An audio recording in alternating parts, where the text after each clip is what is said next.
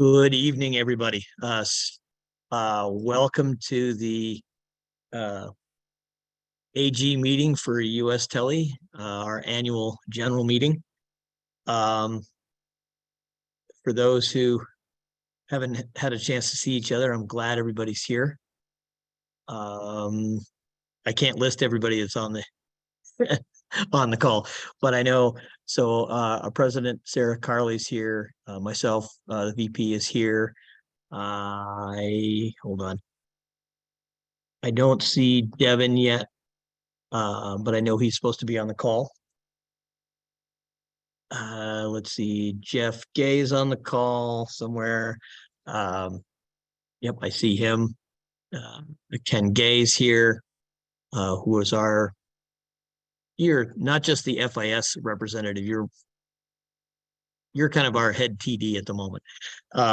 And the person who's not going to be able to make the call tonight because of a confluence of issues, Jason Naylor, who is our current treasurer, gave me the intel, but he cannot make the call tonight. But the rest of the board is currently here or coming. So why don't we'll just kind of get to the point, because I know everybody's time is precious. And I put out the agenda just because I had the time to be able to do that. Cool. Sarah, would you like to, do you have any? Yeah. I always love to kick it off, although give me 2 seconds. I just got the pop-up that my computer is about to die. All right. Thank you guys for jumping on. We really appreciate it. Like Keith said, we have most of the board here. We are hoping that Sarah and Devin hop on shortly, and we'll give the updates from Jason, who let us know beforehand that he's not able to make it. The agenda for tonight stands. We want to just quickly talk about the past year, and then pretty quickly look forward to what we're going to try to accomplish this coming year, including the team nominations and what those dates are looking like. We'll do a quick sponsor update of our main sponsors. Again, goals that can include both goals for the team. We want to hear from you guys, as well as our event structure that we'll be looking at.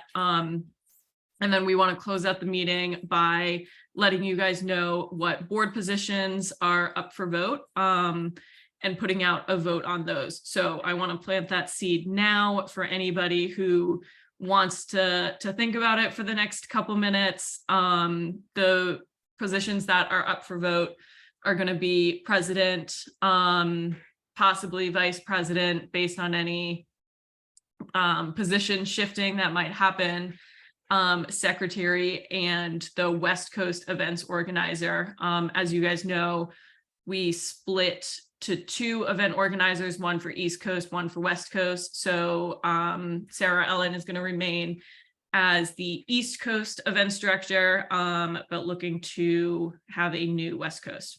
So planting that seed now, and then happy to jump in. And Sarah, sorry to jump in. I actually have a couple of updates at the end that we can get to as far as World Cup updates for next year. Yeah, thanks for reminding me, Jeff. We can either get to that in kind of goals, or we'll definitely open it up after board voting for just general discussion. I know there's been news also from FIS around events that are being planned for the next couple of years, looking out to 2028. So let's have that either in goals or just open discussion. Throughout this, you guys, please feel free to jump in and talk, add things into the chat. We want to make sure that we're talking about anything you guys want to talk about. And I know with several people on the call, it's not always easy to interject. So please, raise your hand, drop something in the chat. We'll make sure to get to it. Any other openings from folks that we want to make sure we cover?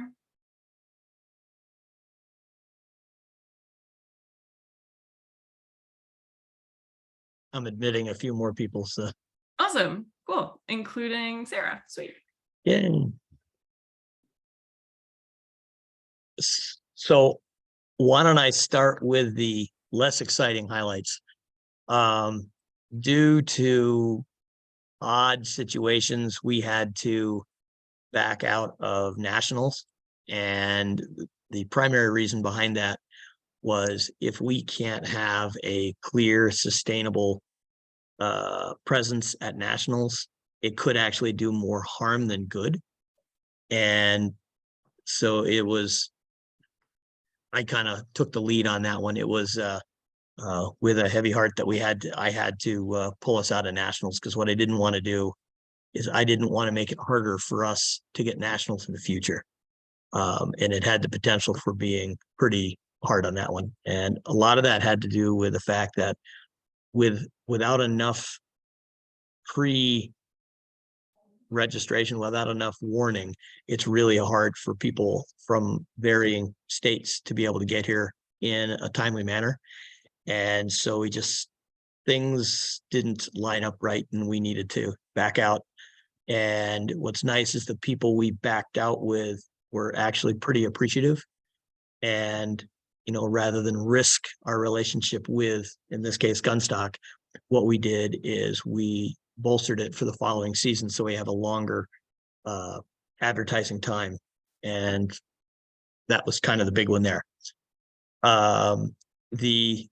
What really sparked all that was in the fall, I tried to put together a training, and I got turned down by 7 ski areas. So it's how events are happening at resorts. It's kind of evolving, and we're all kind of catching up and trying to figure out how to deal with that. And one of the big ones is trying to find ski areas that want to have smaller, more neutral profit events occurring. The larger companies that own a lot of the ski areas really are focusing on high profit events. And so stuff like Telemark, cross country, and other venues in the US are having a harder and harder time finding venues to be able to host stuff. So we're just kind of working through and figuring out where we go, and changing how we approach the ski areas and stuff like that. So enough of that less fun information. Talking about the more exciting stuff. So this past year we had Junior World Championships and World Championships, and we had some participation that actually did fairly well. To be honest, I would like to have Jeff kind of talk about that a little bit. And so Jeff, kind of talk about what you saw, and then we'll have Jed tell what happened with you. Go ahead, Jeff. Yeah, so I went to world championships, excuse me, not nationals, in Switzerland, and went with Sam and Isa, who is one of our French American participants. She's not on the call tonight because, well, it's a little bit late in France right now, but we ended up doing fairly well. What we did is, and it worked really well, is we actually partnered with the GB team, or the Great Britain team. And Seb has been dubbed the international coach because he now oversees quite a few different nationalities. So it was really nice to have kind of a team feel, and it was just a spectacular event, and had a pretty decent TD over there. Some of you guys know him as Ken Gay. He's all right. I'm obligated to say these things, but it was a really cool experience while we were over there. Had a great series of 4 races, a little bit of rain, a little bit of sun. But if you guys do have a chance to get over to the Swiss Alps, would highly recommend it. Overall, had pretty good showing for the US. We were able to get enough athletes over there for a US team for the team parallel event, which was awesome. If you guys are new to it, hopefully you guys have a little bit of context here, but you need to at least 2 males and 1 female in order to compete, or 2 females and 1 male. And so we ended up competing and did okay. Not terribly well. We were up against some pretty heavy competitors right in the beginning, namely the French, who ended up going on to win the whole event. But it was a very fun experience. Jed, I think you may know a little bit more about the team event. You guys maybe have some experience from juniors, right? Yeah, we did manage to put together a team. We were the 2 French American girls and myself raced, and same thing, got knocked out by the French, but still managed to pull together a third. I think just because there were less teams there, I believe. But yeah, it was really good to get out, and we trained with Corey and Team Austria a little bit, so there's that bridge there. That's really nice. And yeah, I think that's exceptional. Getting third at a junior world championship, I know world stage. you're really Pretty downplaying great. that, Jed, and I don't think you should. You said that so casually, and for those on the call, please don't take him at his word, because it's not a casual feat. Very, very impressed and really, really fun to kind of watch from here. For both you and Jeff, is there anything you guys want to share about like the reception of the other teams to having the US over there? Anything about like takeaways from how the events were run? Were either of you at events where the Telly Kids series was present? Anything you want to share on that? Just general observations that we want to make note of so that we can run with in the future. Jed, I'll let you start on that one. yeah, sure. They were psyched to have Americans. Everyone I talked to was really happy that we were there and had a presence in the sport. And there was a lot of interest in coming to the US. It's always fun to have races overseas, but it's just a lot of the coaches made the point that it's not financially viable to do it for just 1 or 2. Like even over a whole season, there have never really been more than 4 or 5, I believe, races, and that just makes it really difficult to get the whole team there and make it financially viable. But they would like to have more races in the North America circuit, and so yeah, well received, but definitely just want to see more involvement and opportunity from us. Yeah, and I'll second all of what Jed is saying. All of the Europeans are very, very excited to see the US racers come out and participate. Having a US team and a team parallel is highly celebrated. That's not just having a team is a pretty celebrated fact, not to mention getting third, Jed. But I would say, having a team, having enough people to come out and participate is pretty awesome. They're all very excited, all the way from the athletes, to the coaches, to the officiants. So I would say that we get a lot of great, when we go out, we do have a lot of good support from the British team, the Austrian team, and all of the teams really do a pretty good job of helping us out and teaching us if we have newer athletes out there. I will say that we also had some conversations about what it would take to have some US World Cups in the future. With my dad and myself over there, my dad, Ken, has done a number of races. He helped put on the World Championships in 2015 in Steamboat. So we have a pretty good idea of what it takes. And I think the consensus was just what Jed was saying. We're going to have, if we have some North American races, we're going to have a series. And we talked about the possibility of having Canadian involvement as well as US involvement. potentially having Mick organize a race in the East Coast in Canada, maybe pairing that with a US race here.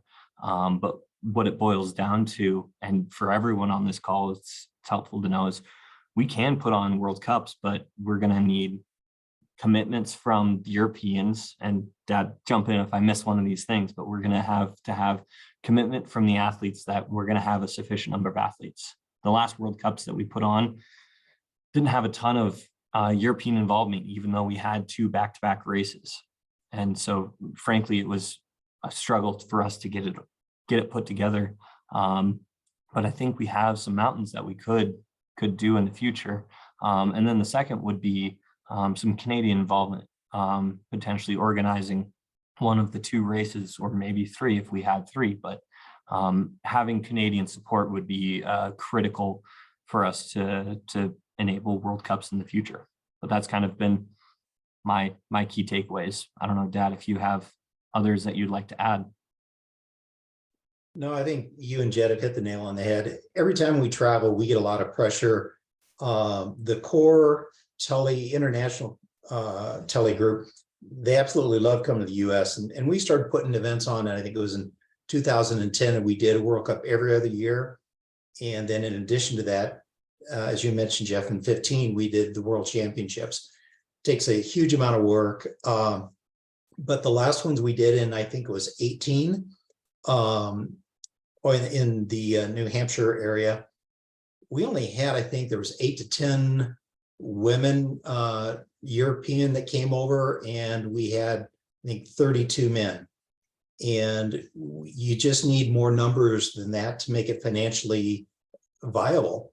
And you need support of the areas, and you need the support of the local organizing body, which in this case would be USTSA. So my answer continues to be is we need a commitment from FIS to help fund it.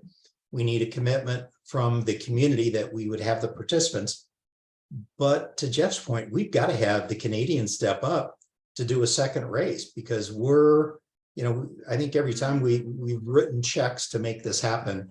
Writing checks for 1 World Cup's a lot easier than writing a check for 2. So, we're pushing really hard with the Canadians. So, they keep saying they're interested. Well, now it's time they've got to show us. So, but we sure get the request. They love coming skiing in the US, and they love competing over here.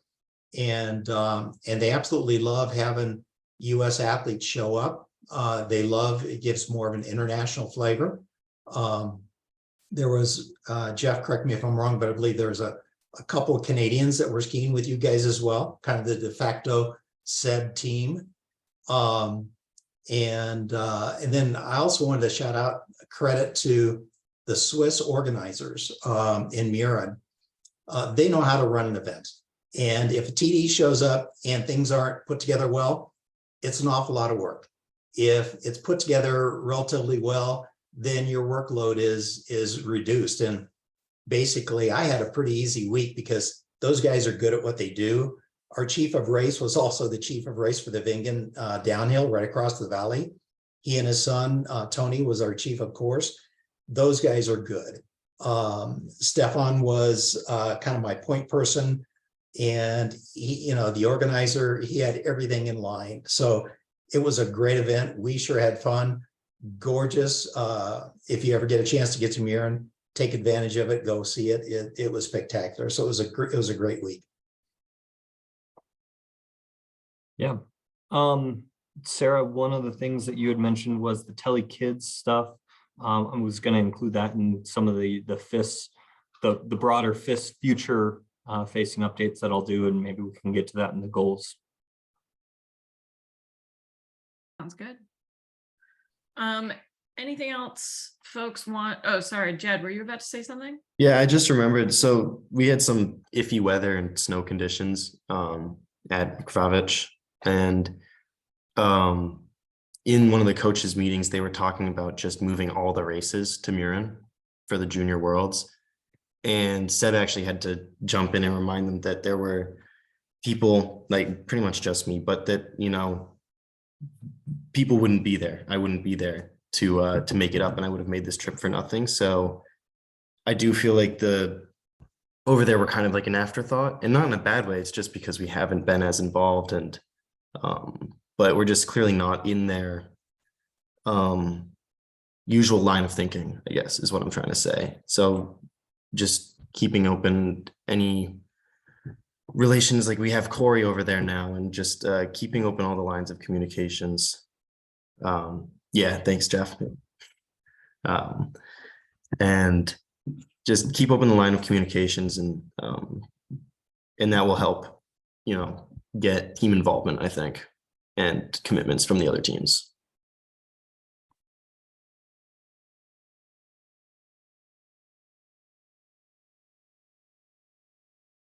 So why don't we move on to the team nomination part of tonight's call.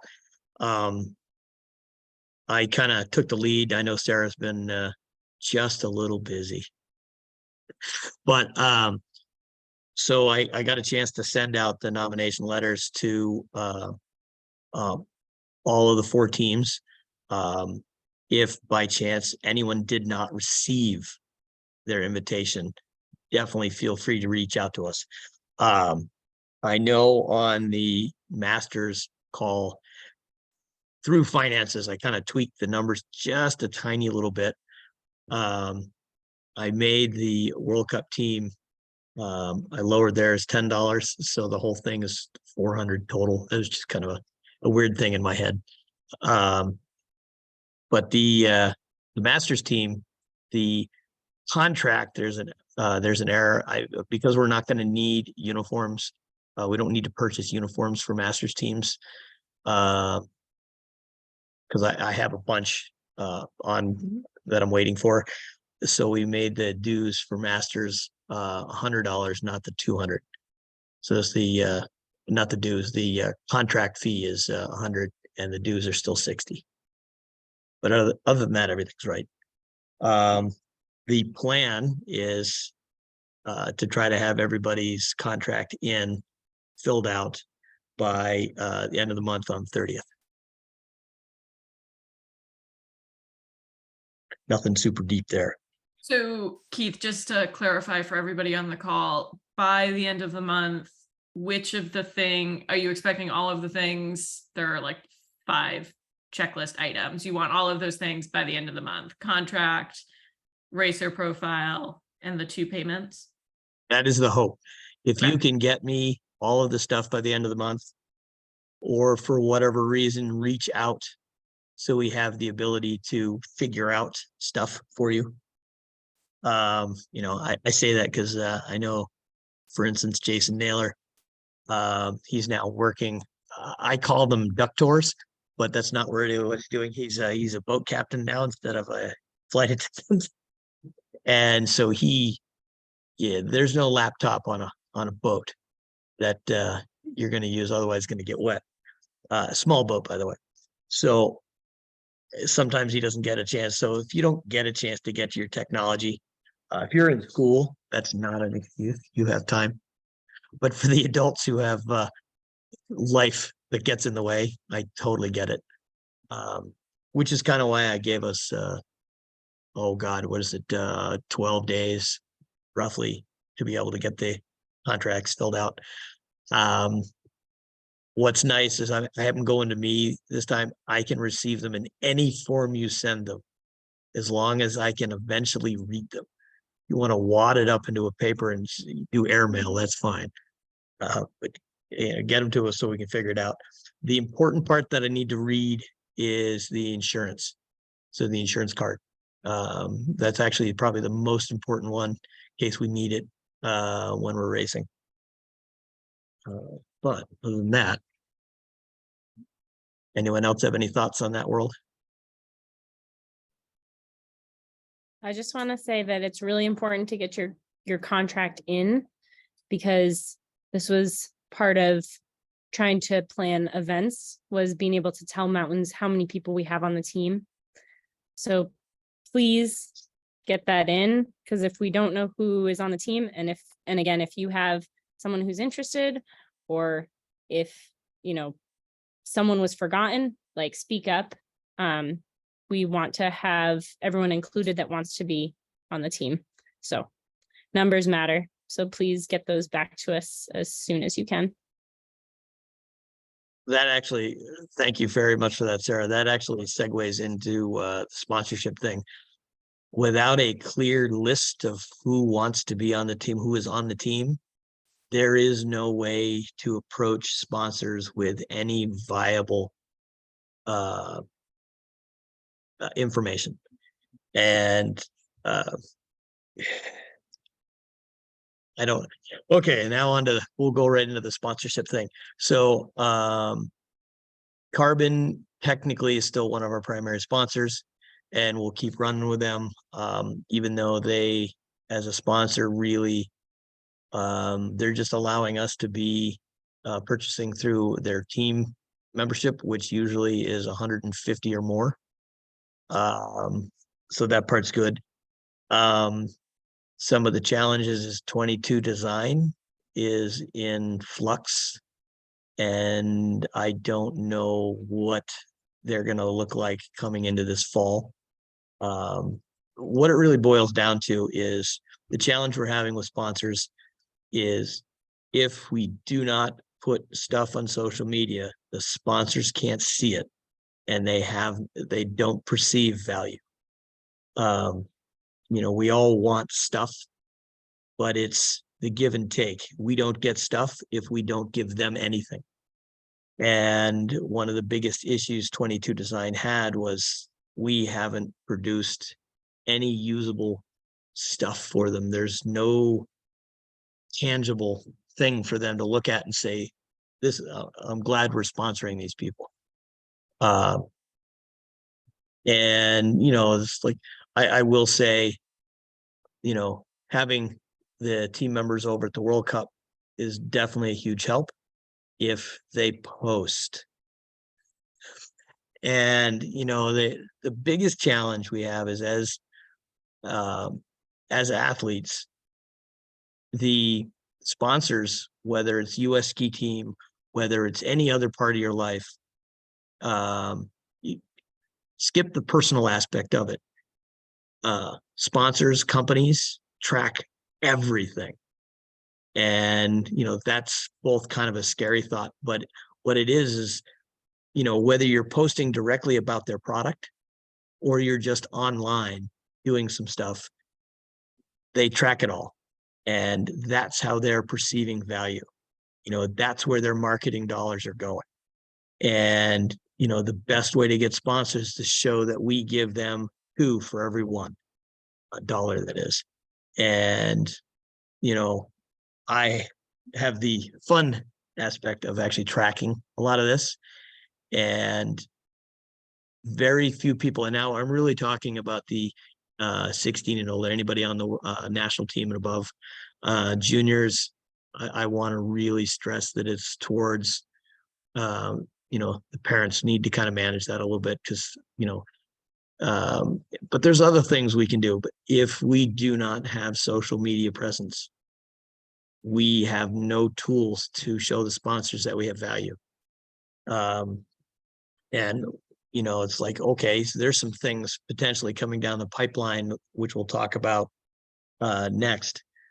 TV coverage gives value, but that's all part of social media. And this is a sport that does not have a huge impact on social media. The benefit, though, there are a small number of tele-specific companies that are interested in trying to help us, but we really have to show value. And without that value, I get yelled at every year by the sponsors saying, well, we keep giving you stuff, but we get nothing in return. Anybody have any thoughts on that?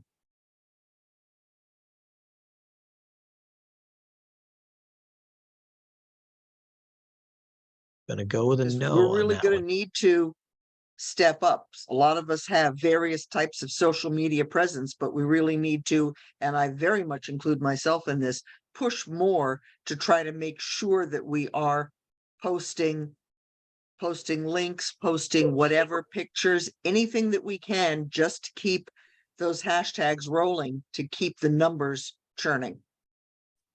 And for those who want to try to get more involved with it, but are trying to avoid having, is Sarah Godek, can I kind of pull you into this conversation? Yeah, absolutely. Talk about your positive and negative experiences, but you don't have to go into details. Sure. I mean, if I'm missing the mark on this, Keith, go ahead and jump in too. But some positive experiences in terms of like having the ability to kind of reach other parts of the community in telemark, like to link people from across the country, across the world. And then to also have that ability to kind of use that to help fundraise for some of these more expensive races, such as the World Cup. Like I really had to use that social media presence when I went to World Champs. Otherwise, I wasn't going to be able to pay for that trip. And that ended up coming together. It was like a whole community effort. And I think over the course of a few years, I was, really helping with the majority of the sponsor tagging and keeping that rolling. Unfortunately, the negative side is it's really hard to do all by yourself. And it affected my personal life. And there were other pieces and parts that just kind of played into how people use that against me. And I had to kind of step back. And unfortunately, that has had a negative impact also on the team. So I hope that with time between all of that stuff that happened, that now I could be posting more, but it does take a team effort to get all that together to keep it rolling for sponsors and for the team itself and the sport itself. So hopefully US Tele's, going to keep their presence rolling as we move forward. Yeah, so to kind of bridge from the individual side there to the team account, we do get really great interactions when we are reposting the content from Sarah and the content from Jed and Dan from World Champs and Junior World Champs. Those stories, you guys posting them and us reposting them goes a long way. People direct message us. They want to know how they can watch and they want to know what the results were. So those all come in even just through the direct messages that then we can respond to and share what you guys are doing. And then also on that same note, Carbon direct messaged us last week asking if we had photos that they could start to use for some of their summer content. So I've been pulling together from some of the USTSA albums that are online, but if there are, just a little plug for all of you guys, if there are photos that you either already posted a while ago or you haven't posted yet, and you want to share them directly with us so we can get them over to Carbon, that would be much appreciated, because we do want to, like Keith said, they track everything and we want to try to keep that relationship going as well. And also, I assume everybody on this call already is, but if you're not already following all of our sponsors and just interacting with their content related to telemark or not, please do so. Owen, summer photos, winter photos, you out on your bike, gardening, doesn't matter. Give it to us. We would love to use it. We'd love to see what you guys are up to. Absolutely anything.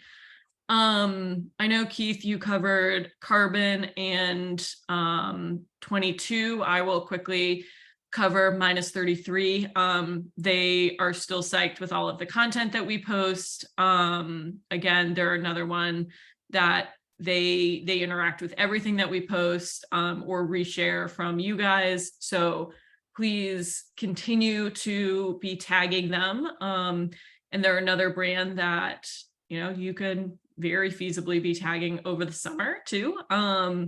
And for those who don't already have access to it, we do have some discount codes for anybody who's looking for some new summer clothing from them, that I would be happy to share.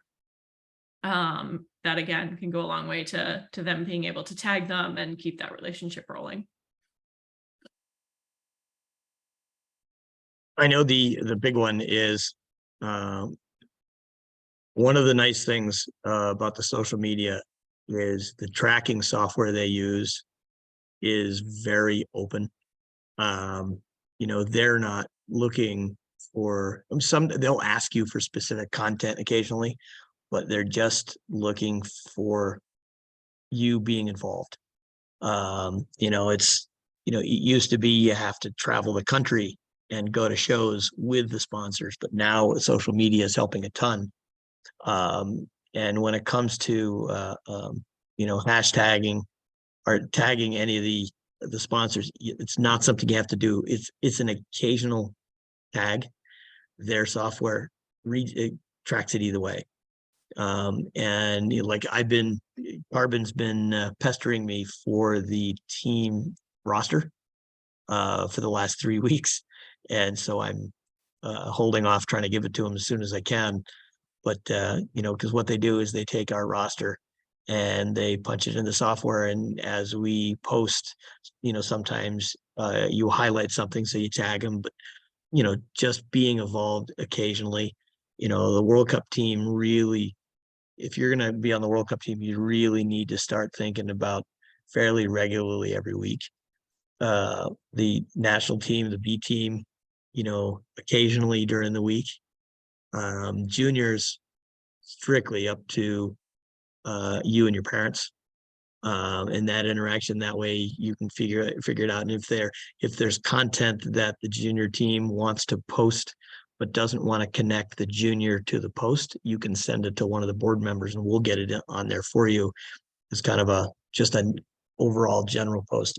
Masters team, post as often as you know how. But you know, it's just, you know, share who you are. You know, go as deep or as shallow into it as you want. But just getting involved, getting repetition is the important thing. You know, I use this as a pretty good example. So Michaela now, I found out, so Lindsey Vaughn used to have to post 7 days a week. It was not an option, but it didn't have to be on every single account. She just had to post on one of the many accounts every day. Michaela has to post almost 14 times a week to manage with her sponsors. So just keep in mind that we're not asking for anything of that magnitude because, you know, let's face it, we don't have the ability to have quite the same impact as the Alpine top tier athletes and their the value of income that they receive from doing it. Anybody have any thoughts, questions on that side of things? I guess if not, then I will pose a question to you guys just to get you guys to start talking. Which is, are there things that are holding you guys back from posting? Like you don't have good photos, or you don't know what to say, or you don't have an account. Like what are the things that are holding you guys back? Because we can talk at you all we want, but we can also try to help problem solve for you guys.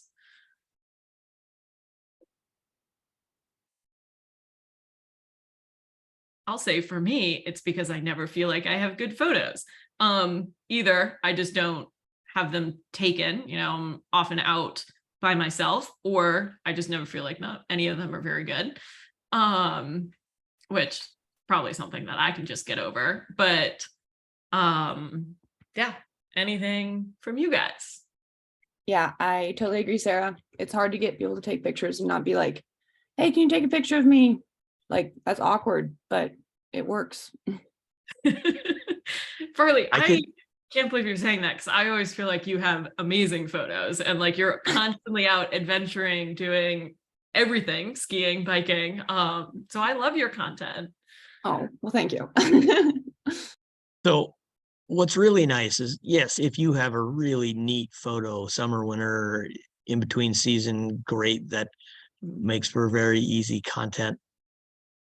It doesn't, it doesn't have to be a picture of you. I know Farley, some of the scenery you take pictures of is awesome. And thank you for posting as much as you do. What's really nice though is creating your own content is only part of it. Sharing others' content by, sharing goes a long ways to helping. Content expands because people share it.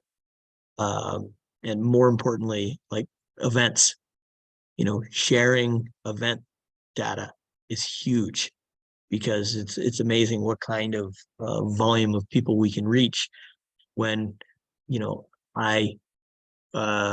instance, Jeff posts about the World Cup, the World Championships, then so all of his friends see it. A lot of his friends see it, depending on the formula.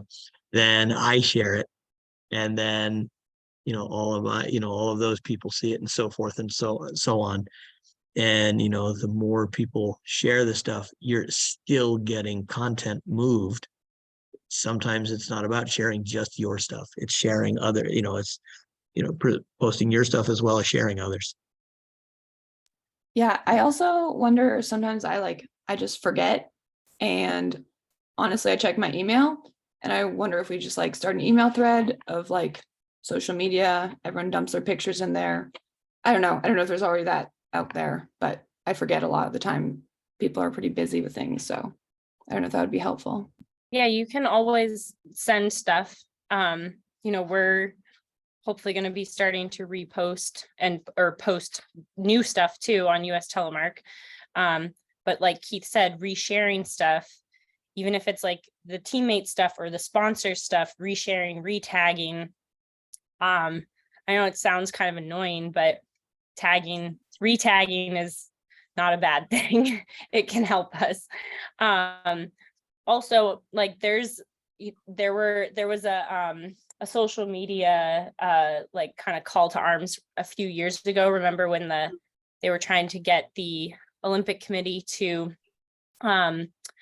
vote US Telemark into the Olympic, or not US Telemark, but Telemark into the Olympics. And from that, there was a lot of really good stuff that came out, and I'm happy to help brainstorm and get ideas, put things out there to do kind of common theme stuff, and kind of maybe get people posting things that they wouldn't necessarily initially think to post. It doesn't have to be a cool photo. It could be what's your favorite piece of tele equipment and why, or where was your best race, or what's your favorite part about racing, how'd you get started, little things that just to grow the content. I'm happy to help brainstorm. I'm sure Sarah also has good ideas on that as well, because she's done marketing stuff and social media things.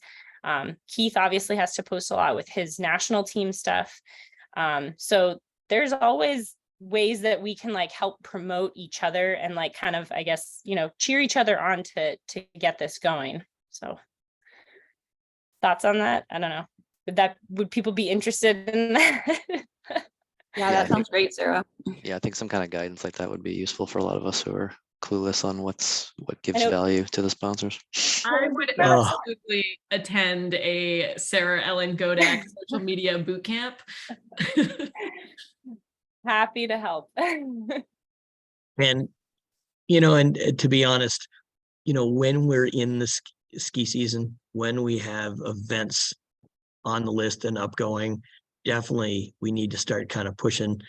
But in the summer, it's call it a roller coaster ride. If you can post a couple times and then, okay, I forgot because I'm doing real stuff, and then post a couple times, there's nothing wrong with that. It's the key is not necessarily how many times you post consistently, but overall. there are times a day that, like, if you're trying to sell something online, there's times a day that are more productive than others. There's weird stuff like that. And I can't believe I'm my age and I actually know any of this crap. I can't believe you know any of this crap.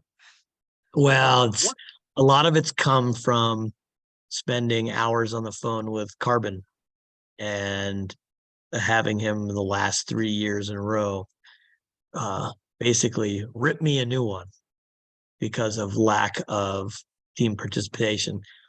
So we have there's 20 people on the call tonight, but there's roughly around 30 team members, 33 team members. We should see in a week, we should see at least 10 or 12 posts. And I'm saying low end.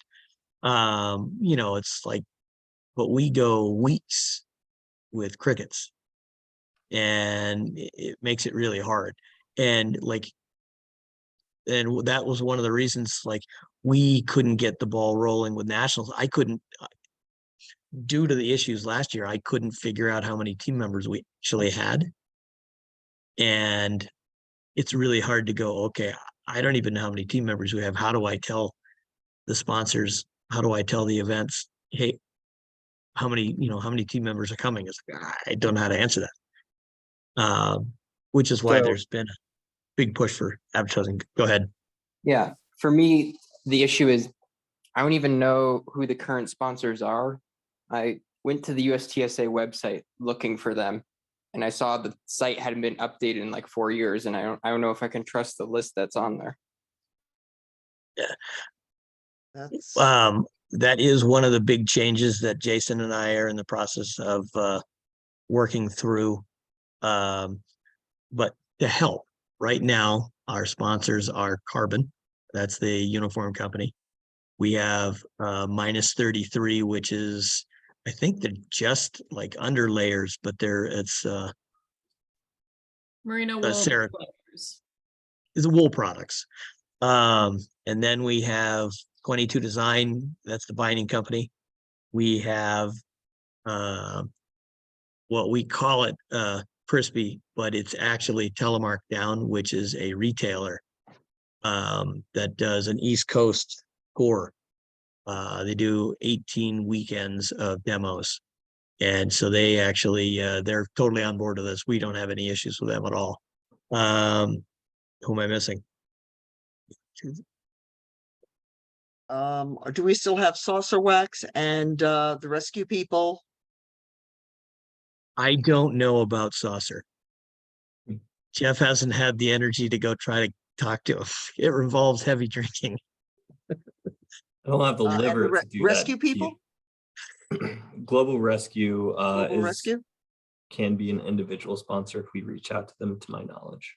Yeah, so thanks, Jeff. Yeah, Global Rescue, one-on-one, we have a portal, and they're able to, based on your specific travel needs, we'll work with you to find something that fits at a discounted rate. It's not as big as we used to have, just because when we used to use it consistently, it was when we were sending a larger team contingency over to Europe, but they're still very willing to work with us on that one-on-one basis. They're Carly, you'll like this. And apparently they're now doing personal security overseas. Yeah, they are.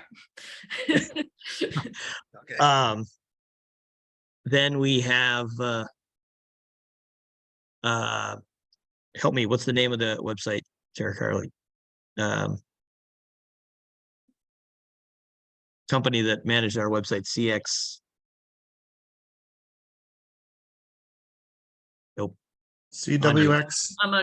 I'm on mute. Sorry, CU Designs. Yep. CU Designs. So the owner, Chris of CU Designs, was the original president of US Tele, helped start US Tele with everybody. And so they still host our website for I think the nominal fee is nothing. Just the domain, yeah. Yeah, it's And so he is in the process of, so we're gonna do a big rework. Once we get, after the end of the month, so once we get the team list, we'll go and kind of revamp all that. Jason and I, or whoever else wants to join us, we're gonna sit down with Chris and just kind of walk through all the details. Why don't we, since we're at 8:55, why don't we move on to goals? So as the coach, my goal is to try to put together a team training in the fall. Typically, I've been doing the fall because it was the most convenient time for me. I try to do it near Christmas because it's the most convenient for when people are around. What I'm going to do is I'm going to reach out once we get done with once we get into July, I'm going to reach out to the current team at that time and find out what kind of interest they might have for training. I do know any events we hold, we are going to try to do a training prior and post depending on what we do. That way there's some stuff going on. It'd be great to have more training, but we're not in a position to be able to have training fairly regularly. We're working on it, but we have quite a bit of growth to do before we can get there. Hold on, I gotta remember what page I'm on here. I know we have some pretty good interest when it comes to next year's nationals. I'm gonna have Sarah Ellen chime in about nationals for next year.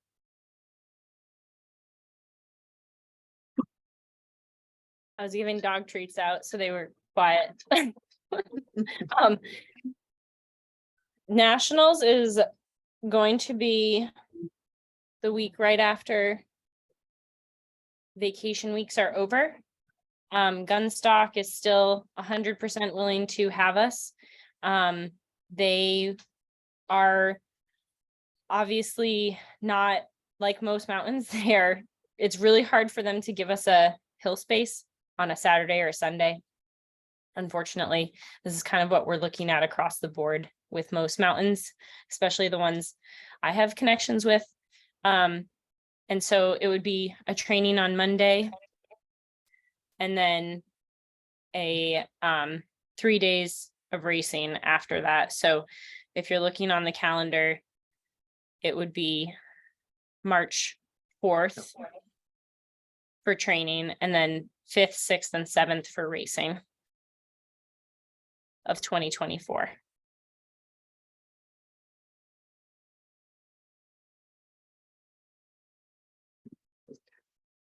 Perfect. As for other events, we've had some challenges putting together some events out west. We also don't have a lot of events, a lot of participants when we do have athletes out west. Right now, that number is pretty low. So we're still exploring what's going on there. I know Jeff's had some challenges, and poor guys struggled quite a bit trying to get events going out there. To really think about it, in order for us to host an event, we really need to hit that 35 or more participation. Under 30 is too much of a risk, and our sport's too small to be able to alienate ski areas that are willing to host us. They're already doing it. Most race events in the East, race events, they actually cap most of their race events because there's too many kids participating and they can't get them done by the end of the day. It's a little less than out west, but most alpine events are between 100 and 400, depending on east or west. Snowboarding is between 100 and 200 per event. And, even our busiest telly were 75, but lately we've been closer to 30 to 40. So that's a large challenge for us. We do have a few areas that we're exploring. I know Stefan is helping explore some possible areas in New York There's nothing tangible yet, but we're looking.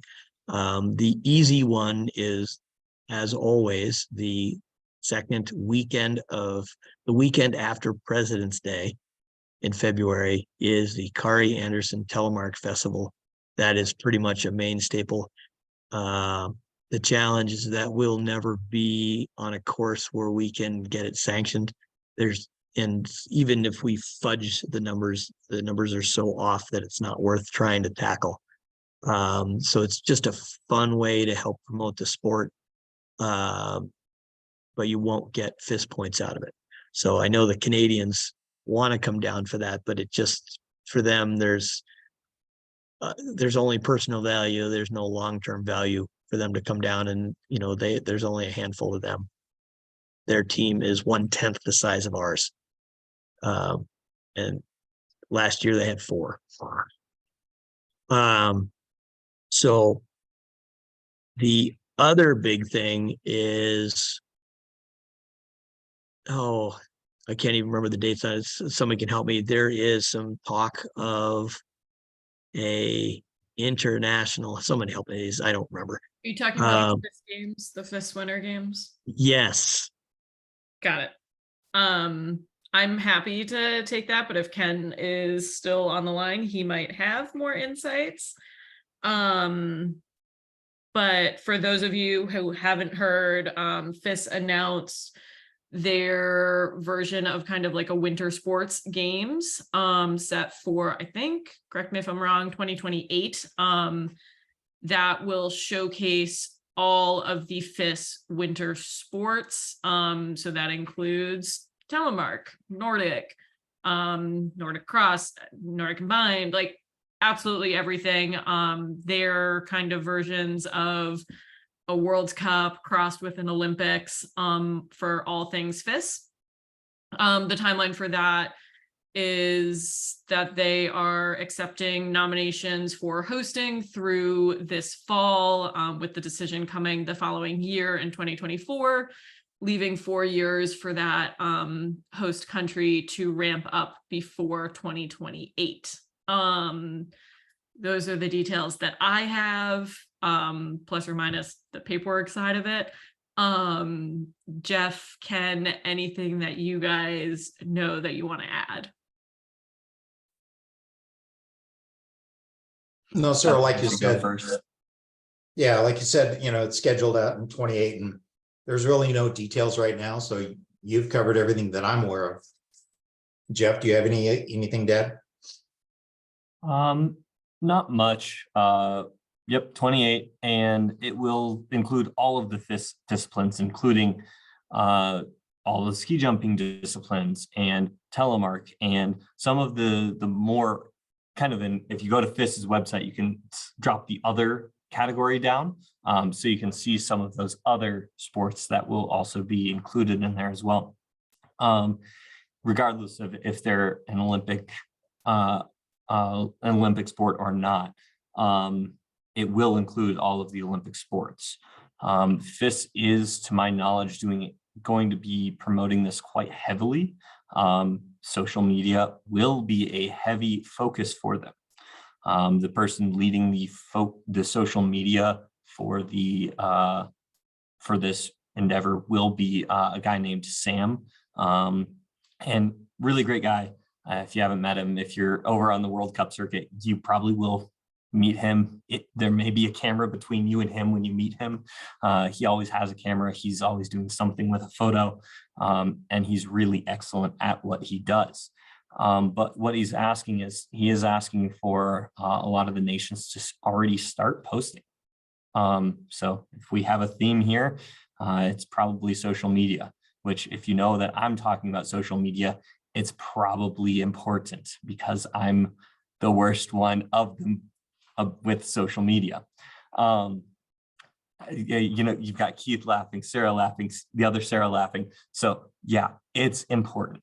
So one of the things that Seb, being kind of dubbed the international coach, even though he is the Great Britain coach, he is looking for people, if we're planning to go over on the World Cup circuit, he's going to be helping get some of the US into these 28 postings for the kind of the future ramp up of this. And we're going to start small. We are small, and we're going to start there, but we are going to start posting, 5-second clips, and Sam's going to be helping put them together. So I'll make a plug a little bit later, but if you guys would like to attend some world championships in the future, I have some additional information as to how you can contact Seb and some of the other stuff that we'll need to kind of arrange.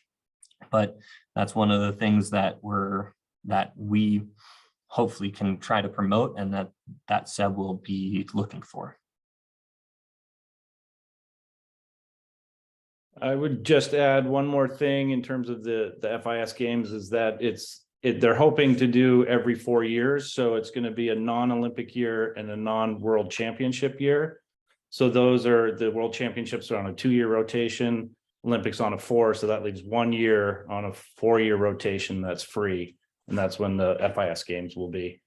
And Seb's a great guy. The 2 French-American young women on the team are part of his club in France, and he loves to gather people. Anybody with a dual citizenship, he tries to place them on that team. So he was flying 3 international flags at the Junior World Championships.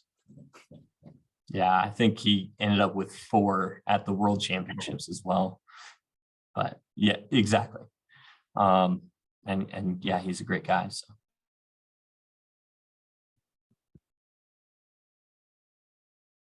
The one tidbit I will add, so in late March, I was in Finland for the instructor version of World Championships. And one of the conversations was the FIS games. And one of the big conversations was somewhere between 14 days and 21 days. They don't know. So it's yeah. Still, but it's still in its planning stage, for sure. Very much so. Right? Very exciting idea. I know there's already been a couple 100,000 posts about it so far. And Telly has been a huge, the FIS telemark site has been a huge poster of that. So that's a good thing. Anybody have any other future thoughts? I have one. When we were in Krvavec in Slovenia, I had a conversation with Simone from the Swiss team, so former racer and now coach. And she echoed what Jed said, is that she really, really wants to come back to North America and race. Really glad to see the US there. And I talked about how it's hard for us to develop, we don't have a development system here that gets young racers into a program. And she had mentioned that FIS Telemark has a budget for development that she said was a couple 100,000 Swiss francs. And I don't know if Ken, you know anything about that, or there's any way that we could access it. She seemed to think that would be good, money well spent if some of that FIS money could come to the US to help develop more racers. And she seemed to think that FIS is just sitting on it and not really, as they're doing the Telly Kids now. I think that's part of the program, but they have more funding that is available. I don't know how we could create some sort of program, like a Telly Kids here, because we need the feeder. Most of us are, over 30 here on this call. So, we need the young kids. That's what we need. Well, I think you're spot on. The key to success for Telemark is the feeder system. And that starts with the young kids, it starts down at the U10s and above. And that's the strength of US ski and snowboard is U10, U12, U14s. Regarding the funding, there's a pretty substantial FIS fund. The way the process is that we on the Telemark FIS committee, Telemark FIS committee, we put together a budget and we request funds and the request has gone in.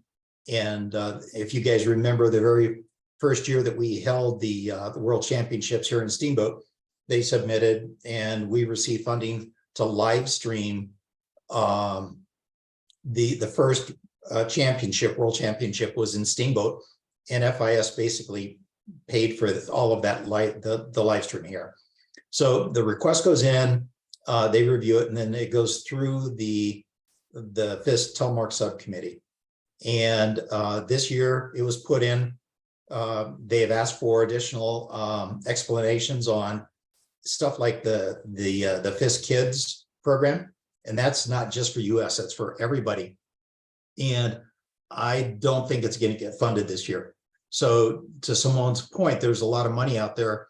It's spread across a lot of things. Jeff referenced Sam, the guy that is doing a lot of the video and camera work. His salary basically is funded through the money that Simone was talking about, and it's through our FIS committee that we ask for money to help pay for that as well. So there is a fair amount of money. It's spread pretty thin. To get something nation specific, I've not seen that happen on the FIS committee, and I've been on it now for about 12 years, I think. I mean, we can go down that road and try it. I've not tried it, and I've not seen any other country try it, and it would be an uphill battle, but I'll go down that road, sure.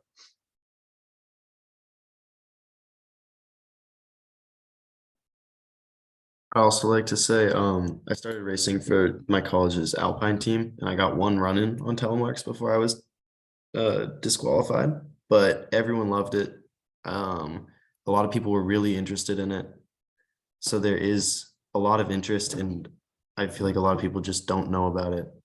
So yeah, just a lot of interest. You just have to get the word out and make racing available and accessible.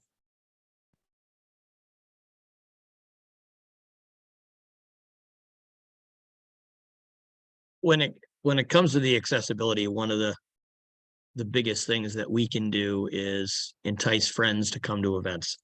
Now, yes, having events is the key to that, but any events, like one of the things that I try to encourage the Masters team through is, yes, the racing is a great part, but going to any event and representing USTSA at any event is a great way to promote us, and encourage this stuff. One of the things we're doing in the East, and I'm trying to get lined up with 22 Designs traveling demo, is having some of us get involved with them. So like if there's an event, a demo day near you, being involved in just kind of, whether it's 1 day or 2 day or whatever, getting involved and participating with them and just showing people how to ski. And keep in mind, it's not about teaching people, it's really just go out and ski with them and give them a chance to see what we can do on telemark skis. And the fact that it's just a freer way to move down the hill. Now on a more depressing note, the Swiss instructors spent the last 10 years doing a study through asking instructors at different international events and whatnot. The average person that teleskis is over 50 worldwide from their 10 years worth of information. So there's the junior side of things is more of a challenge. But one of the things, because I know Lisa Woods was talking about more at Waterville. There are pockets of gear available. I have some junior telemark gear down to size, I believe, 16 boot. I wear a 26, so it's that Mondo size. So there are pockets of gear where we can get kids on telemark gear, and just finding people to generate interest, and it starts with us.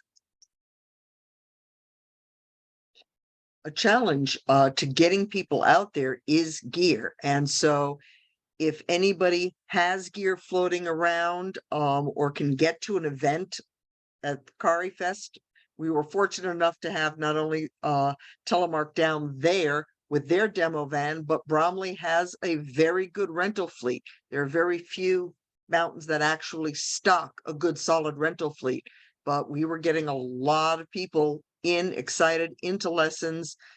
I took some people ripping out on the hill and got them into carving, and people who had never remotely considered racing actually went into the race as citizens. So it's sort of sparking the fire, but getting new people on or getting people onto something that they're comfortable speeding up and racing a little bit, that's a challenge. So spare gear, any gear, keep moving the product out there. Any other thoughts about future? I know it's 9:16. Why don't we move on to our board positions? We officially have 2 board positions coming up for renewal. And as the AGM, this is where we do it. So officially, we have the president and secretary coming up. We'll start with the president of US Tele. I'm just gonna, Keith, go just ahead. jump in there real Please. quick. It's 3 positions, including West Coast event director. Oh, yep. Thank you. Yeah. No problem. So why don't we start with, I know I'm throwing my hat in the ring for president. Is there anybody else that would like to throw their hat in the ring for president? Please. To say, Keith, I'll second you just to make it Damn it. official. I'm throwing my hat in the ring just because I have my real job requires a lot of brain power during the day and not so much at night. Jeff, did I see your hand? I'm kidding. No, right. unfortunately, you did not. You saw my hand second your nomination, or third, I guess, if Sarah second. There you go. You know, So, Keith, you've been around a lot and you've been vice president for many years, so yeah. I would very much support that. So then let's make it official. I need everybody to vote. Let's do it by raising your little digital hand. The little yellow thing.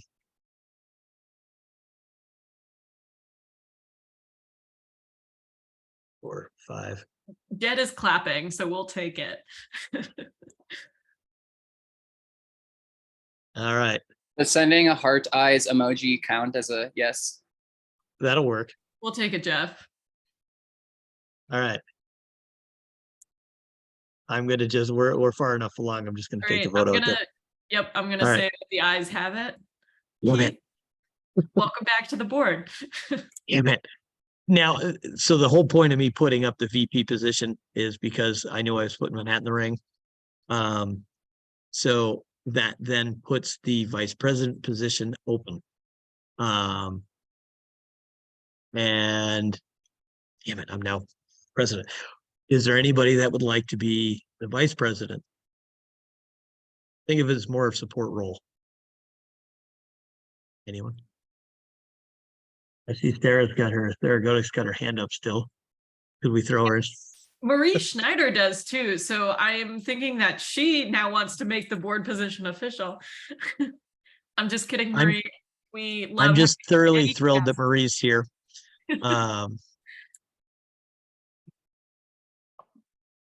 Why don't we do this, since that one is more of a that one just happened to open up. The VP position, we do need to try to fill that one. Let's move on and we'll come back to VP. Let's move on to secretary. Call it the notes taker. Gabby.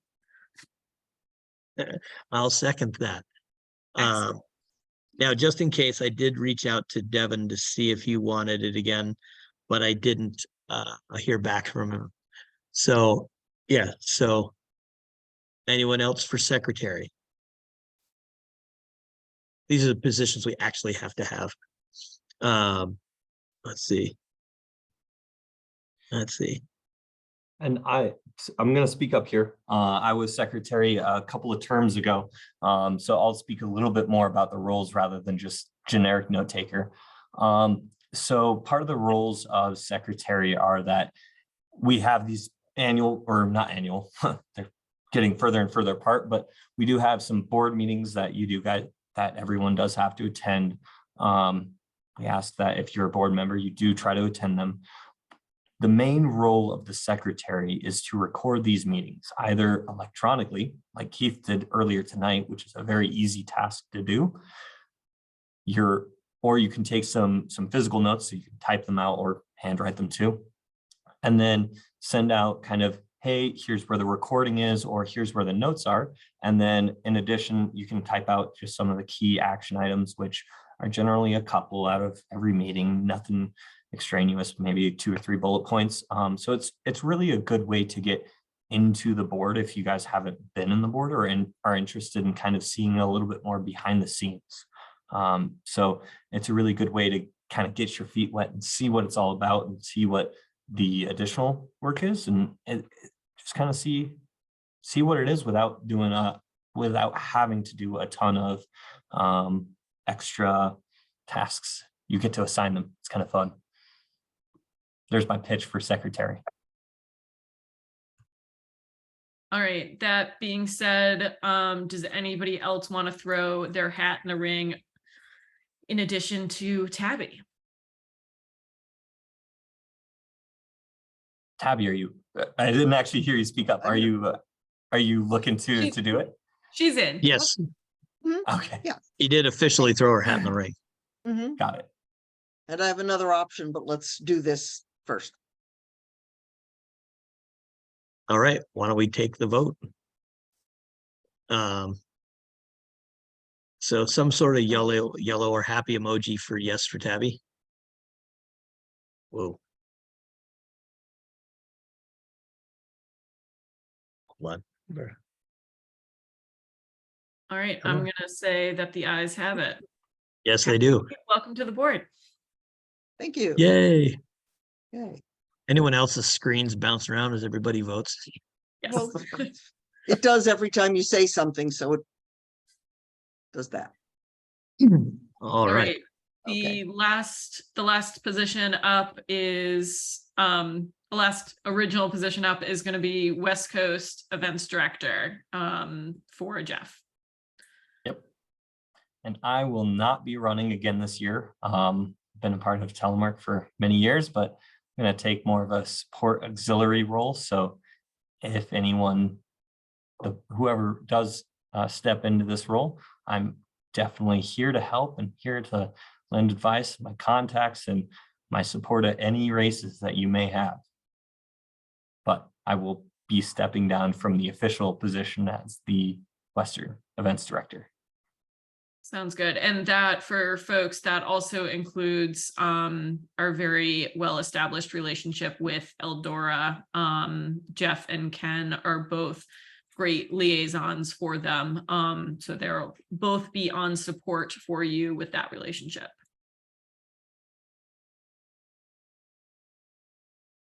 And what does that position look like? It's a good question.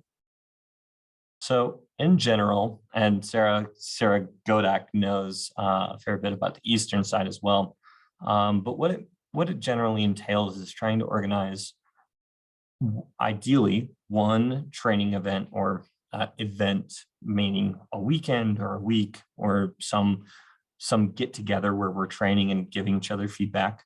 And then every other year we do have nationals, which goes back and forth. So when nationals is on the West Coast, we'll be helping to kind of orchestrate all of the dates, the equipment, the all of the things that are needed to put on that race.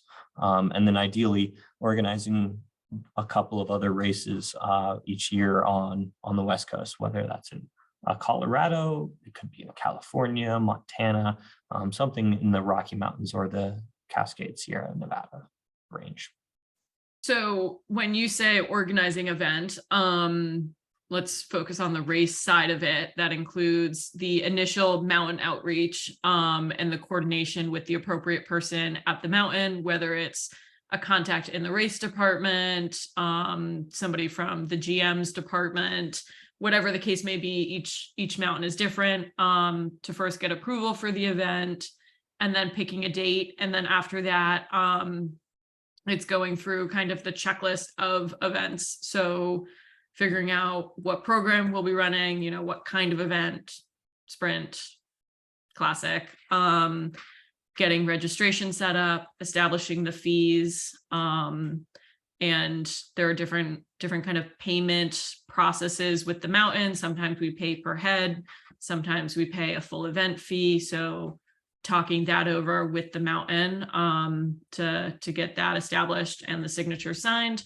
And then of course, like the board supports where however much you would want, but you are still that contact person. So you're kind of the go-between between the mountain and the organization, and you're spearheading that.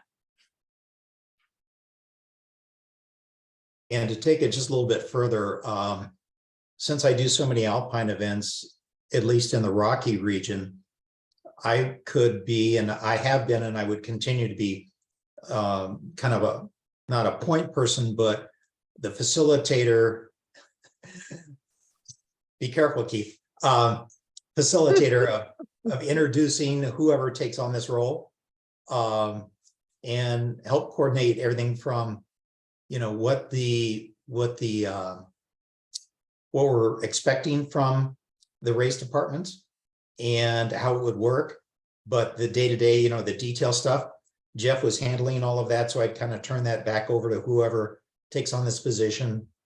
Probably the biggest job of the Western coordinator is the promotion of the event and trying to get as many, to Keith's point, try to get as many people there as possible.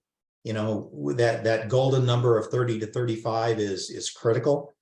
You know, we're lucky in Colorado that we know of a handful of, you know, quite a few different areas will host us, but we just need the numbers. And if we go below that, we're going to alienate ourselves. Keith made the right choice this year. We'd have to try to have that same operating philosophy here in the West. But the introductions and working with the areas, you know, I can be the facilitator for all of that, but it's the details kind of behind it. What do you think, Farley? Oh, that was super helpful. I feel like I have like a community in Montana and Idaho that I can totally help out with, and I'm interested in that. But yeah, Give it a try. I definitely need help. I'm sorry, I definitely don't have relationships and I don't know as many people up in your part of the country, but you know, I could, you know, I'll help and I'll stay involved.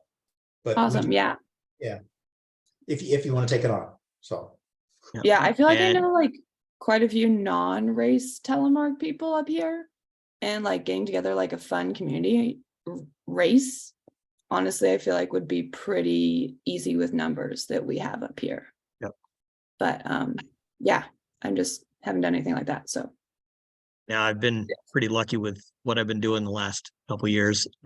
So I know the ski school director, the race director, the trainer, head coach at Big Sky. cool. Nice. And a lot of us know Maddie McKitry, who's one of the patrollers up there.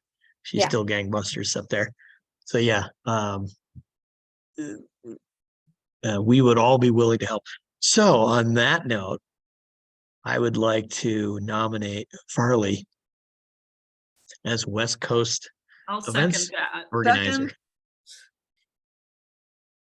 I was also Uh, gonna like just say, I'm not really looking for any kind of role in particular, but I think in Colorado, we have a huge community of young telemarkers. I certainly see like, 4, 5, 6 telemark skiers whenever I go out at A Basin and Loveland. And I think we should I'd love to play a role too and support the West Coasters, I think we could definitely get an event in Colorado this season. I think that's kind of like, you know, we have such great skiing and there's tons of people here. I think it'd be fun, and it doesn't even need to be a race. I think I've told Keith in the past, like, even just having community events, you know, like there's a group called Telly Colorado, just these goofy guys that, you know, you guys probably follow them on Instagram, like they're just shredding, and you know, they host community events, and that's what they're all about. And you know, so on that note, I think I could learn a lot about racing from all the awesome West Coasters. You know, Jeff Gay is like technically up like a long street from me, but I think even just meeting up with you guys and skiing with you, I learn by watching. So like just skiing, I think that could even be like at the core of, you know, what we're doing. We need to at least still get together, you know, and ski and hang out. And if we want to call it I don't know, we could call it, you know, it doesn't have to be training. It could be training, you know, but I think I'd love to get together. You know, it's always so much fun hanging out with you guys. And I think this is one of the coolest teams. Like, it's one of the coolest things I get to do, but I'm definitely game. And I think we have a lot of skiers out here, you know, and we all love skiing in Colorado, so we should do it more. But I'm not really nominating myself, but if Carly if we can do like if we could, I think we could, I'm just saying we could do, I think one event in Colorado would be easy peasy. Like 1 is a great start, you know, 3 is ambitious, you know, but I think 1, I have some friends at the Loveland race department. I used to be an instructor out there, and they still hook me up with passes. And, you know, Loveland has that separate race area, kind of where the kids, it's a ski school, plus like Michaela Schifrin used to train out there on Chair 11 in Loveland Valley, if anyone's ever skied there. But like you know, that's a whole race area designed to be rented and used, you know. World champs are training on it every morning. So it's fast and it's steep and it's short, and I think it'd be fun. But I think we could definitely do something. We got to do at least one thing in Colorado, but I would definitely support Farley and like do the Montana thing. That gives me a great excuse to do a road trip, you know. And so anyways, but I think I think we have a lot of great tele skiing, and I certainly think it's a cool, you know, I think we could do more, and I'd be happy to help in any way I can too. That's I think I'm going to fantastic, jump and right in. yeah, I don't think anybody's going to disagree with anything you said about community events and getting people together. And yes, there's a fantastic community in Colorado. And just to make it official for Farley, before we do that, like, you do have so much support. And I love that Jeff is going to be the first to raise his hand. And hopefully, you know, we can get you guys to work together. Sarah Ellen is raising her hand. I'm just going to assume that she's really excited to vote in Farley. Or are you nominating yourself for West Coast events director as well? No, let's have Farley come on in. And I don't know what, if there's rules around like board positions and sharing stuff. I feel like we've kind of done that before, but obviously the West Coast is huge. So to like focus on maybe smaller pockets might be beneficial to us. So Yeah. Does it make sense to have 2 and do co-chairs? Yeah. One focusing on I the think Northwest? I would like to nominate co-chairs. Yeah, I'll second that. for Jeff and Farley. Yeah. You're going to make me rewrite the bylaws, Ken. It's Keith's job now. It's Keith's job. Keith is rewriting the bylaws. Yeah, Thanks, Keith. at the end of this meeting, it's his, darling. All right, so Yeah. All right, opening up make it official. Yeah, I'm opening up the voting officially for Farley and Jeff Grady as co-chairs. Please react with whatever symbol is closest. Apparently not. All right, and the ayes have it. Farley and Jeff, both welcome. And just I know, Jeff Gay, you're not really leaving US Telemark because nobody ever does. But thank you for all of your help on the board, both as secretary and events director. it's been great to work with you. And you really, hopefully we can still count on you as a resource for Farley and Jeff going forward. I'm not moving anywhere. I'm still here. Jeff, I'm still a long at the other end of the street, Yeah, just a couple hours away. It's like the same street, but it's like 3 or 4 hours. Yeah. But no, I was gonna say, yeah, we definitely need the support and the contacts, but I think it'll be fun to make those connections, and thank you guys for being resources. So it's gonna be sweet. And I want to thank Jeff because Jeff Gay still has one job ahead of him. He is closest to Saucer Wax. So he's got to feel throw like himself under the bus to go visit. Jeff needs a drinking buddy before he goes to approach Saucer Wax. Yeah. Like go in numbers, strengthen numbers. Jeff, I will road trip with you. We can, Perfect. I want We to can Uber and sleep on my house. Yeah. So Team Jeff. before we get off the Saucer Wax thing, to help those who don't know, so Saucer Wax, the guy that owns Saucer Wax, is not really big, doesn't do phones really, doesn't do email, but you go to his bar to get the communication done. Yep. And from what I hear, it's quite the bar. Perfect. Just send me the address. And I hear It's the Columbine. It's in Golden. And I hear if you he's walk- immune to alcohol. Yeah, We just got to tell him that our edges are dull and rough, and we need the wax. every Thursday he does free waxing in the back of his bar where the waxing tables are already set up.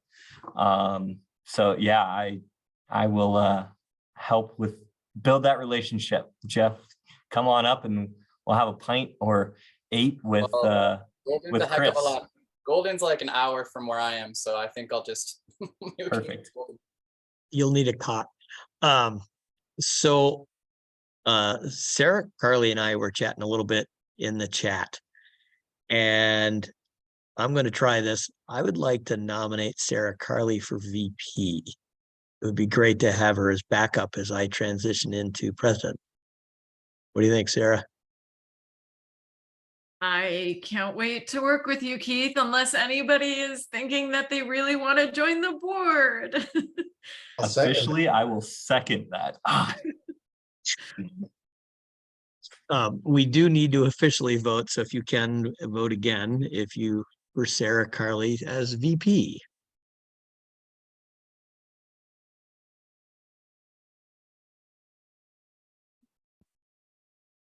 And Without while going- you're oh, ta- my look. while So you're tallying the officially, votes, I wanted to thank Sarah for everything she's done in some pretty difficult years and kept the boat going the right direction. She's done an amazing job.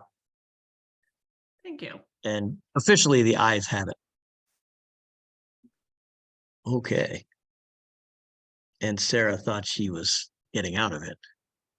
I have accepted that I will never escape US Telemark, nor do I want to in any capacity. So It's okay. We're grooming Sarah Godek to come in as president next.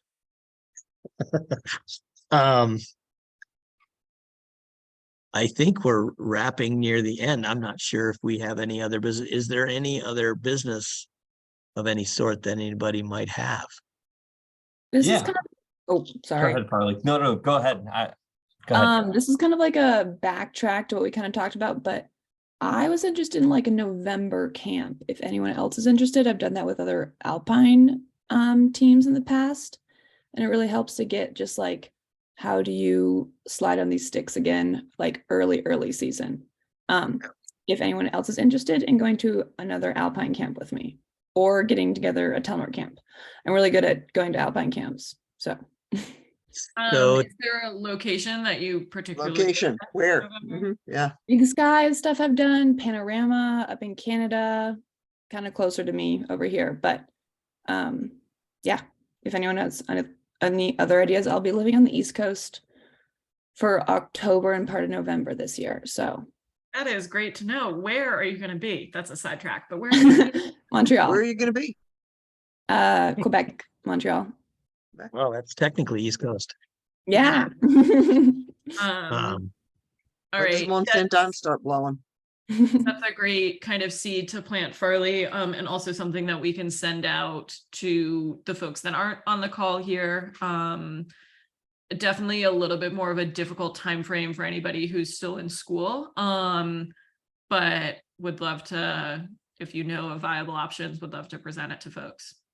Yeah, I usually like And Thanksgiving time. Oh, yeah. And something else to think about is through my ski instructor role, I'm actually typically traveling out west 5 to 8 times in a season now. And so I'm out in Colorado almost every month and in Montana at least once. So there's what's weird is I'm now full-time on snow traveling, which is kind of cool. So my flexibility has grown quite a bit when it comes to that. We'll chat more. I know long-term what the goal is. Mine is not long after this call, just not tonight. I'm gonna start reaching out to the athletes and the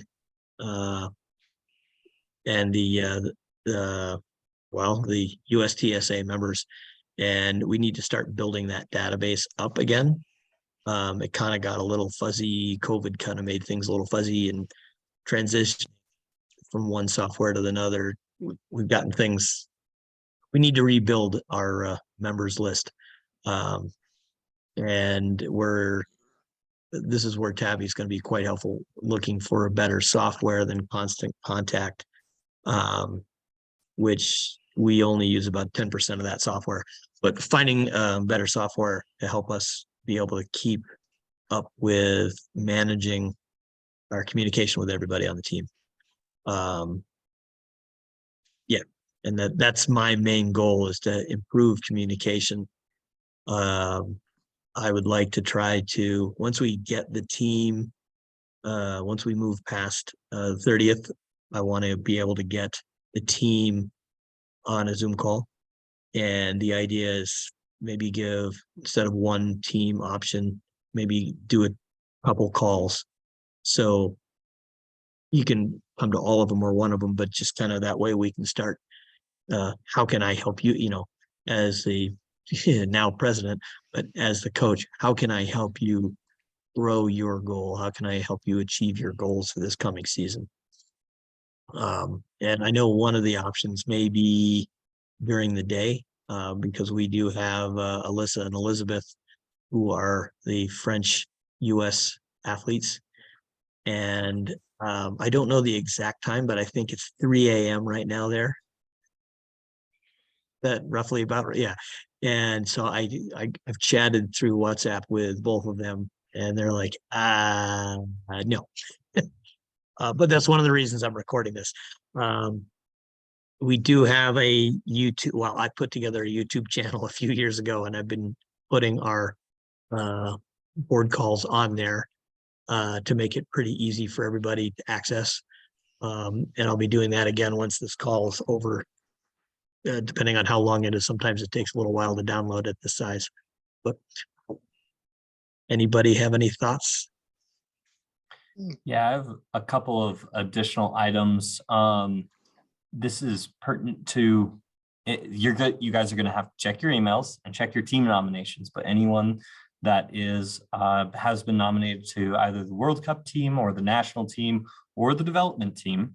Remember that the development team can go to World Cups. If you guys are looking to go to World Cups or to World Cup training, Farley, there is some training that Seb is going to be putting on for relatively cheap. I'm going to be sharing some calendars with Keith, as well as some additional details about the trainings over in Europe.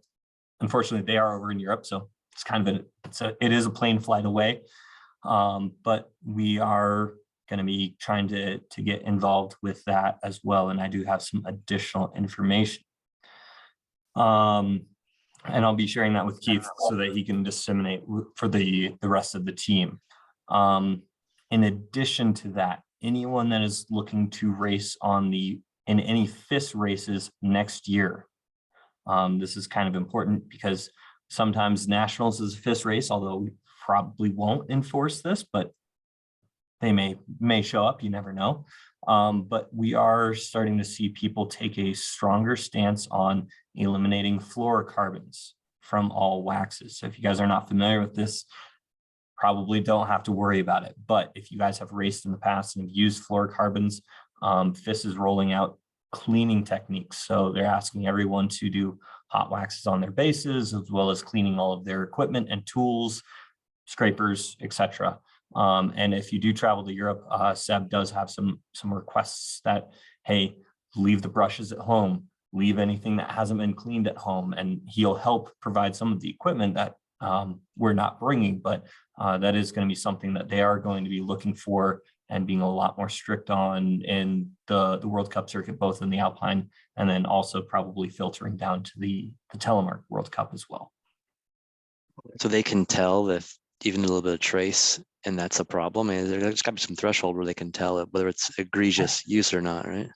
Yeah, and so what they're using is I believe, a mass spectrometer to try to determine what level of fluorocarbons we are using, and that's why people are asking, hey, if your brushes have touched fluorocarbons, there's not really a great way to clean brushes. Leave them at home. Don't bring them to the World Cup because there's a potential or a scare of contamination. This is the first year they're rolling out testing to the Alpine World Cup. They may also test a couple of times on the Telemark World Cup. It's not super clear how much testing will be done. In past with doping, it's, more the Alpine side gets a very critical eye. Telemark gets kind of a filtered down version of that. So it probably won't be every race, but they are going to be starting to test, and they're starting to look at that seriously and to roll that out into the World Cup series.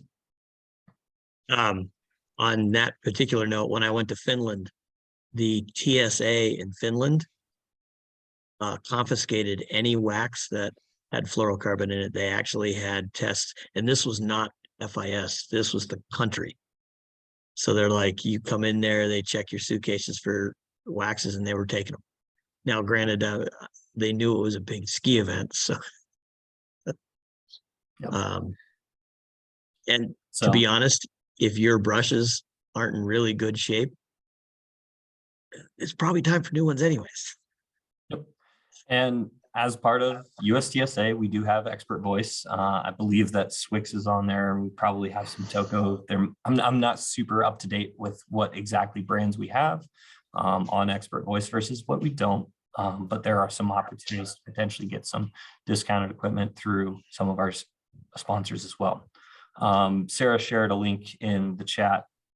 Please feel free to go to that. That'll give you some instructions on as to how they're going to be tested and how we need to be cleaning some of our equipment, down to the clothing that you wax in, like waxing aprons even.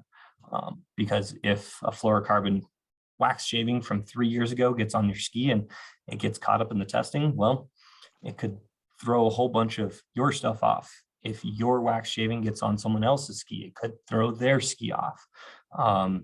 We just don't know. There's a lot of questions about how sensitive that mass spectrometer test is going to be, but we'll see.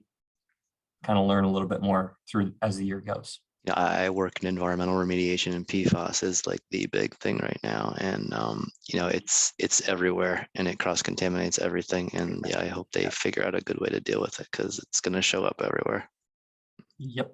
Ken will like this one. I have a bar of wax that is 92% fluorocarbon. It's designed for snow conditions that are greater than 52% moisture. So that's puddles of water. It's a silver bar of wax. Throw it away. Or mount it in a steel case on your wall as a relic that will never be touched again. I remember the old silver wax from 1960. Oh yeah, you iron it into the ski, you can't get rid, it's permanent. Anyway, so why don't I do this? Is there any other thoughts? I just wanted to piggyback off what Farley had mentioned about, if one of us is going to some kind of event and we think it's worthy for everyone else to be at least consider going, we should send a blast out to everybody, whether it's like a training like you mentioned, or hey, I'm going to a master's race this weekend. It'd be cool to have a posse there. That kind of thing might be cool.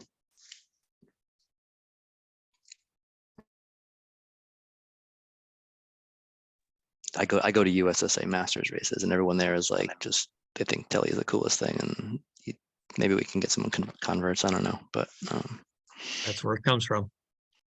And that's All probably right. a place you could sell Keith's bar of 92% fluorocarbons. Those guys will do anything to go fast. Oh, no, it's a cross-country ski wax. You Oh. you iron it into a bar, ski you want to throw away. It might as well be a kick wax if it's cold out. All right. I think we're kind of wrapping it up here. What we'll do is we'll wait to see who jumps on the team, and then I'll be sending out a blast probably the end of, I don't know, after the 30th, whatever that is in relationship to now. And we'll go from there. Thank you all very much for being here tonight. Thank you all for a long call. It will be our intention to primarily do this in person.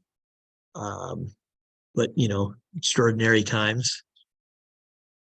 Thank you all for everybody who did come.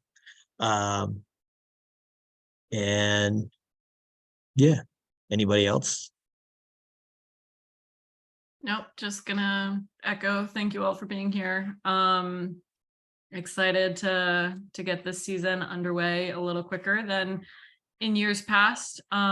Starting with that June 30th or 31st athletes deadline.